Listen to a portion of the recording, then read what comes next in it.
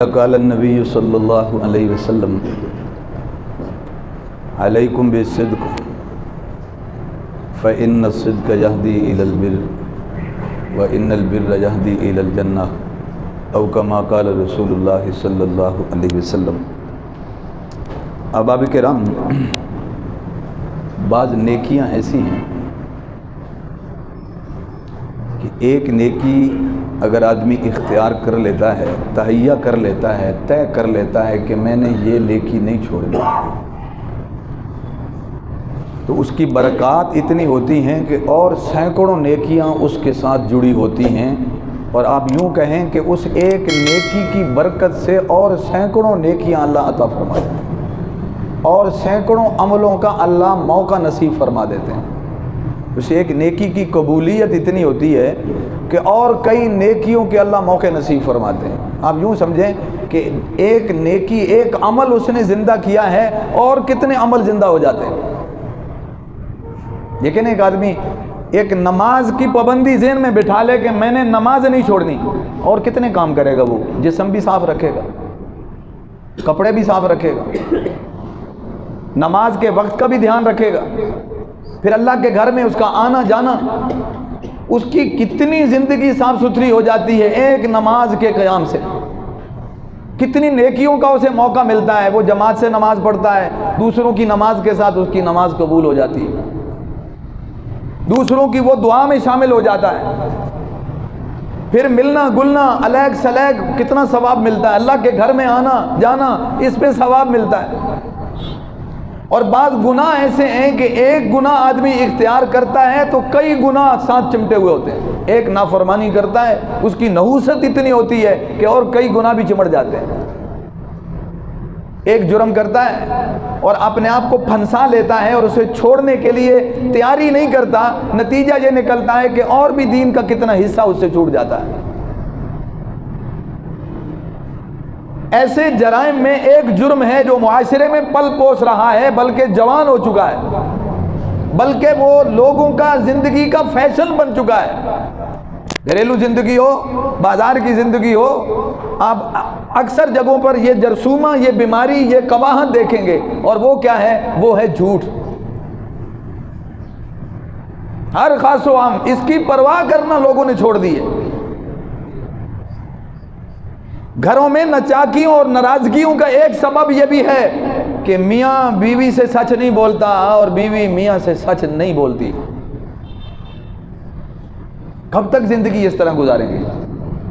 ایک تو زندگی میں شکوک و شبہات پیدا ہو جاتے ہیں، بد مزہ ہو جاتی ہے زندگی، رونق ختم ہو جاتی ہے، محبت ختم ہو جاتی ہے، اور اس سے بڑھ کر یہ کہ ایک جرم پال رہے ہیں اور اپنی زندگی تباہ کر رہے ہیں، نافرمانی۔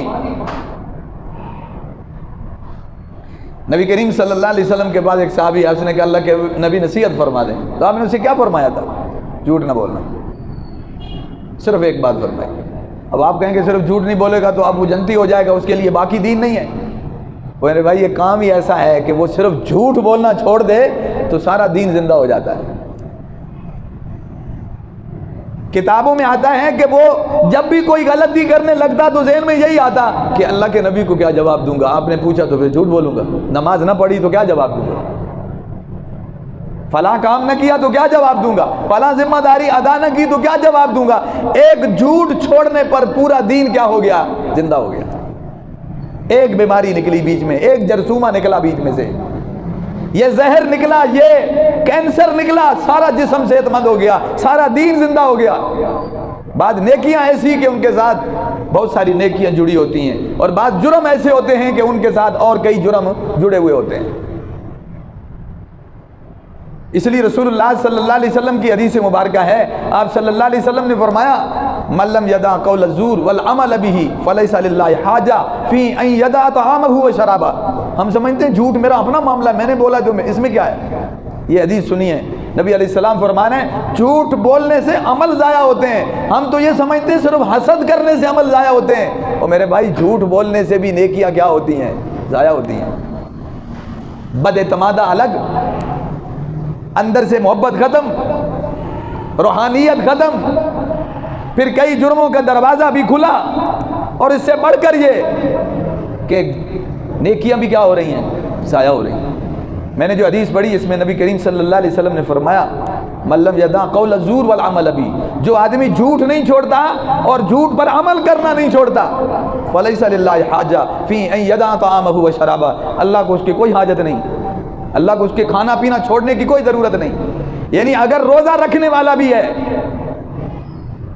کھانا پینا چھوڑ دیتا ہے، جھوٹ نہیں چھوڑتا، اللہ کو اس کے کھانا پینا چھوڑنے کا کوئی حاجت نہیں، اس کو کوئی فائدہ نہیں۔ جس کا مطلب ہے کہ جھوٹ بولنے سے اور پھر جھوٹ پر عمل کرنے سے، جھوٹ کو اپنانے سے نیکیاں بھی کیا ہو جاتی ہیں؟ ضائع ہو جاتی ہیں، عمل ضائع ہو جاتے ہیں۔ روزے جیسا عمل ضائع ہوتا ہے تو باقی نہ جانے ہم اپنا کتنا اجاڑا کرتے ہیں، اور لوگ اس کو فیشن سمجھتے ہیں۔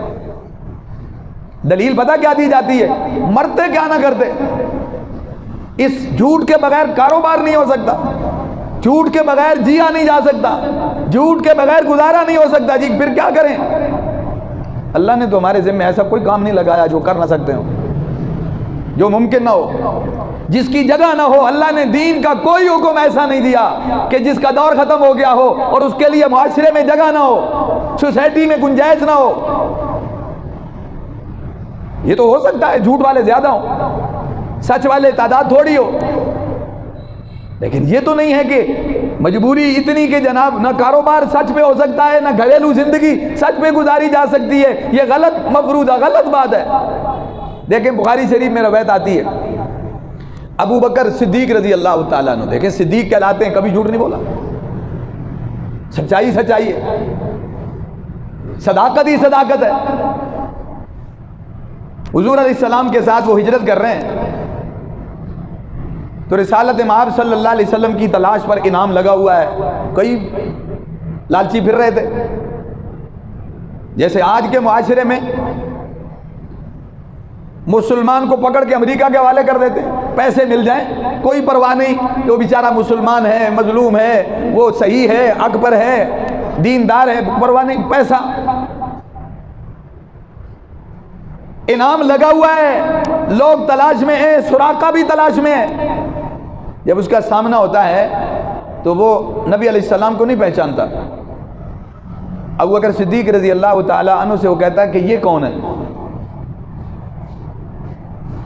اب اگر بتاتے ہیں تو اللہ کے نبی صلی اللہ علیہ وسلم کی ذات بھی خطرے میں ہے، دشمن سے تو کچھ بھی توقع کی جا سکتی ہے نا، اور اگر سچ بولتے ہیں تو اللہ کے نبی کو خطرہ ہے، راز فاش ہوتا ہے، اور اگر جھوٹ بولتے ہیں تو یہ اپنی صداقت نہیں رہتی ہے۔ عطا اللہ شاہ بخاری رحمۃ اللہ علیہ ایک جملہ بولا کرتے تھے، فرماتے تھے اگر سچ بولتے ہیں تو نبوت کو خطرہ ہے، جھوٹ بولتے ہیں تو صداقت کو خطرہ ہے۔ کیا کہیں؟ تو انہوں نے کیا کہا تھا پھر؟ اتنی مجبوری کی کیفیت ہے ہماری؟ اس شخصیت کو دیکھیے جو نبی علیہ السلام کے ساتھ بطور محافظ، بطور رازدان، بطور ہم سفر کے، بطور دوست کے، بطور خدمتگار کے، مجبوری بھی ہے، خطرہ بھی ہے، ساری باتیں موجود ہیں، لیکن اس کے باوجود انہوں نے کیا کہا تھا؟ ھذا الرجل یہدینی السبیل، یہ آدمی مجھے راہ دکھانے والا ہے۔ نبی علیہ السلام کی طرف اشارہ کر کے کہا کہ یہ شخصیت جو ہے مجھے راہ دکھانے والی ہے۔ وہ سمجھا کہ جیسے کوئی آدمی سفر پہ جائے تو اس کو راستے کا پتہ نہ ہو تو لوگ ساتھ لیے جاتے تھے رہبر کے طور پر کرائے پہ کہ وہ کیا بتاتے ہیں؟ رستہ بتاتے ہیں۔ اس نے سمجھا شاید یہ سفر پہ جا رہے ہیں اور ان کو کسی رستے کا پتہ نہیں تو یہ ان سے رستہ معلوم کرتے ہیں، حالانکہ ابو بکر صدیق رضی اللہ تعالیٰ عنہ کی مراد کیا ہے؟ مجھے یہ دین کا رستہ بتاتے ہیں، مجھے یہ جنت کا رستہ بتاتے ہیں، مجھے یہ ہدایت کا رستہ بتاتے ہیں۔ گویا بات تو غلط ہے، بڑے سادہ الفاظ ہیں، صاف الفاظ ہیں۔ اس مجبوری میں بھی جھوٹ نہیں بولا۔ ہمارے لیے تو کھلا جہان ہے جناب، کتنی سہولتیں ہیں، کتنی آزادی ہے۔ اب بھی ہم کہیں جناب اس کے بغیر، جھوٹ کے بغیر چارہ کوئی نہیں۔ خدا را صرف اس ایک کام پر پابندی کر لیں کہ ہم نے جھوٹ نہیں بولنا، میں دعوے سے کہتا ہوں کہ بھائیوں کی بھی آپس میں محبت پیدا ہوگی، میاں بیوی کی بھی آپس میں محبت پیدا ہوگی۔ جب معاشرہ یہ سمجھنے لگ جائے کہ یہ نقصان کروا لے گا، جھوٹ نہیں بولے گا، تو پھر انشاءاللہ العزیز اس سچ کی برکات بھی ملنا شروع ہو جائیں گی۔ اللہ نے ہمارے ذمے ایسا کوئی کام نہیں لگایا جو کر نہیں سکتے، پھر ایسا کام بھی ہمارے ذمے نہیں لگایا کہ جس کے فائدے نہ ہو، جس کے ثمرات نہ ہو، جس کی برکات نہ ہو۔ میرے نبی نے فرمایا علیکم بالصدق فإن الصدق یہدی الی البر، ہاں سچ تم پہ لازم ہے اور سچ تمہیں نیکی کی طرف رہنمائی کرتا ہے۔ فإن البر یہدی الی الجنہ، اور جو نیکی ہے وہ تمہیں جنت تک لے جاتی ہے۔ تو اس لیے سچ تو نیکیوں کی ماں ہے اور جھوٹ تو جرموں کی ماں ہے۔ جب ہم جھوٹ چھوڑ دیں گے، سچ پر آ جائیں گے تو پھر نیکیوں کا ایک دروازہ کھل جائے گا۔ جو جھوٹ کی وجہ سے بند تھے، جو اس خباثت کی وجہ سے بند تھے، وہ کھل جائے گا۔ اللہ نے قرآن میں ایک جگہ پتہ کیا فرمایا؟ فَاجْتَنِبُوا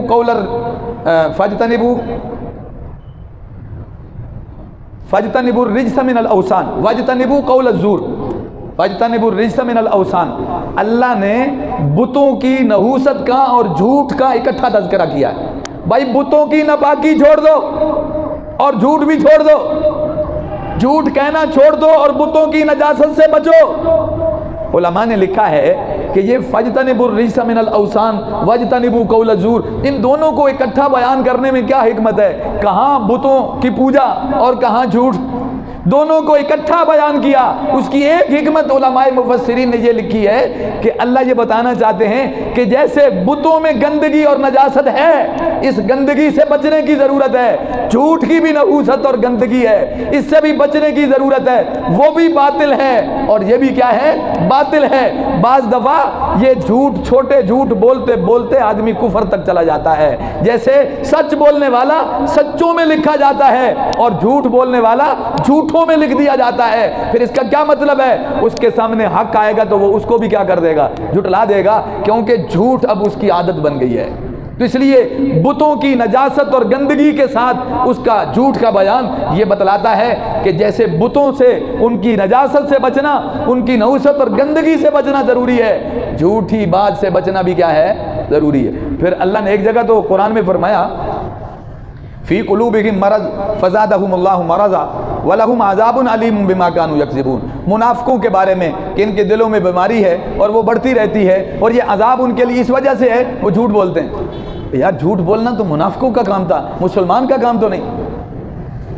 جھوٹ بولنا تو ان لوگوں کا وتیرہ جن کا تذکرہ قرآن کر رہا ہے، اور آج ہم وہ کام کر رہے ہیں جو منافق کرتے تھے۔ کوئی کسی کو کہہ دے کتنا غصہ لگے گا کہ تو مجھے منافق کہتا ہے، تو مجھے فلاں سے تشبیہ دیتا ہے، قارون اور فرعون سے تشبیہ دیتا ہے۔ اور میرے بھائی ہم عمل جو ان کے کریں گے تو پھر ہم نے اپنے آپ کو ان کے ساتھ تشبیہ دینے میں یا ان کے مشابہ کرنے میں کوئی کسر چھوڑی ہے؟ ہم تو صدیق کے ماننے والے ہیں، ہم تو صادق الامین پیغمبر کے ماننے والے ہیں۔ ہماری زبان پہ تو سچ رہنا چاہیے۔ ہم نے جن کا کلمہ پڑھا ہے ان کی تعلیم یہ ہے کہ نقصان ہوتا ہے وہ کر لینا مگر جھوٹ نہ بولنا، سچ پہ قائم رہنا، اسی میں اللہ برکت رکھے گا، اسی میں فائدہ ملے گا۔ اس لیے لوگوں نے ایسا کر کے دکھایا۔ واقعات عرض کروں تو وقت کی قلت ہے، وقت زیادہ لگ جائے گا، بے شمار واقعات ہیں اس پر۔ صحابہ کرام رضوان اللہ علیہ مجمعین کی زندگی اس پر گواہ ہے، اور اس کے بعد تابعین، تبع تابعین، ائمہ کرام، محدثین، فقہاء کرام کتابیں بھری پڑی ہیں کہ ساری زندگی پہرا دیا ہے کہ جھوٹ نہیں بولنا، نہیں بولا۔ اس لیے میرے بھائیوں ایک بات طے کر لو، کوئی بڑا کام نہیں ہے، ایک ذمہ داری سے دیکھو، بڑے بڑے لوگ گزرے ہیں، وہ کہہ سکتے ہیں کہ یہ عمل میری زندگی میں ہے جس پہ میں پہرا دیتا ہوں۔ امام بخاری رحمۃ اللہ علیہ کے بارے میں آتا ہے، وہ کہتے ہیں جب سے میں بالغ ہوا ہوں نا، شعور کی زندگی میں نے قدم رکھا ہے، میں نے کبھی غیبت نہیں کی ساری زندگی۔ امام شافعی رحمۃ اللہ علیہ وہ کہتے ہیں میں نے ساری زندگی قسم نہیں کھائی، ایک کام ہے اس پہ پابندی ہے، یہ ایک عمل اپنا لو پھر اس کی برکتیں دیکھنا کتنی ہیں۔ تو آج اس چیز کو ہم نے روٹین بنا لیا ہے۔ جھوٹ بولیں گے، ہمارے جھوٹ پہ پتہ نہیں کتنی لڑائی جھگڑا اور فساد کھڑا ہو جائے گا اور گھر تباہ ہو جائیں گے، اور بعد میں ہم بھیگی بلی بن کے کیا کہہ دیں؟ اچھا پھر مجھے نہیں تھا پتا، میں نے تو سنا تھا۔ اور میرے بھائیوں یہ سنی سنائی بات بھی جھوٹ ہے۔ جھوٹے سرٹیفکیٹ جمع کرانا، ان کی بنیاد پر الاؤنس اور بونس لینا، سب جھوٹ ہے۔ زبان سے ہو یا تحریر سے ہو یا ڈاکومنٹ میں جھوٹ ہو، یہ جھوٹ کی ساری شکلیں گناہ ہیں، نافرمانی ہے، جرم ہے، بچیے گا ان سے۔ اللہ سے دعا ہے اللہ ہم سب کو سچ بولنے کی، سچ کہنے کی، سچ پہ قائم رہنے کی، سچوں کے ساتھ اللہ ہم سب کا حشر فرمائے۔ وآخر دعوانا ان الحمدللہ رب العالمین۔ اللہم صلی علی سیدنا ربنا آتنا في الدنيا حسنة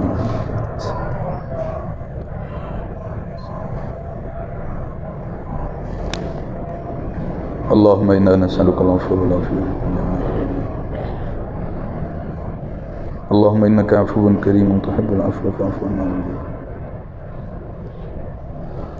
اللهم أعنا على ذكرك وشكرك وحسن عبادتك اللهم اجعلنا من الذاكرين الشاكرين اللهم اجعلنا من التوابين واجعلنا من التوابين توفنا مسلما والحقنا بالصالحين وتوفنا مع الأبرار صلی اللہ تعالی علی خیر خلقی محمد وعلی آلہ وصحبہ اجمعین برحمتک جزاکم اللہ احسن الجزاء.